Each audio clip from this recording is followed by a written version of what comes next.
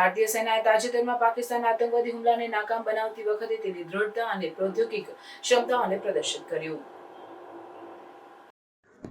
Operation સિંદૂર હેઠળ ભારતીય સેનાએ 7 મે 2025ના રોજ પાકિસ્તાન અને પાકિસ્તાન કબજોવાયેલા કાશ્મીરના વિવિધ આતંકી કેમ્પો પર નિશાનબદ્ધ હુમલાઓ કર્યા હતા, જેમાં લગભગ 100 આતંકવાદીઓનું નિર્મૂલન થયું હતું.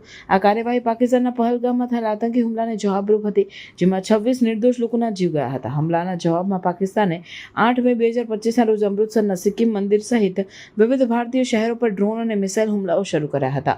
તેમ છતાં ભારતીય વાયુસેનાની અને જમીન આધારિત એર ડિફેન્સ સિસ્ટમ્સે આ હુમલાઓને સફળતા નિષ્ક્રિય બનાવ્યા. મુખ્ય જનરલ કાર્તિક શેષાદ્રીના જણાવ્યા અનુસાર અમારા સેનાની ચુસ્ત તૈયારી અને આધુનિક એર ડિફેન્સ ટેકનોલોજી દ્વારા તમામ ડ્રોન અને મિસાઇલ્સને નિષ્ક્રિય કરવામાં આવ્યા અને અમૃતસરના સિક્કિમ મંદિરને કોઈ નુકસાન પહોંચાડવાનું આવ્યું નહીં. ભારતીય સેનાની સફળતા પાછળ દેશી ટેકનોલોજીની મહત્વપૂર્ણ ભૂમિકા છે.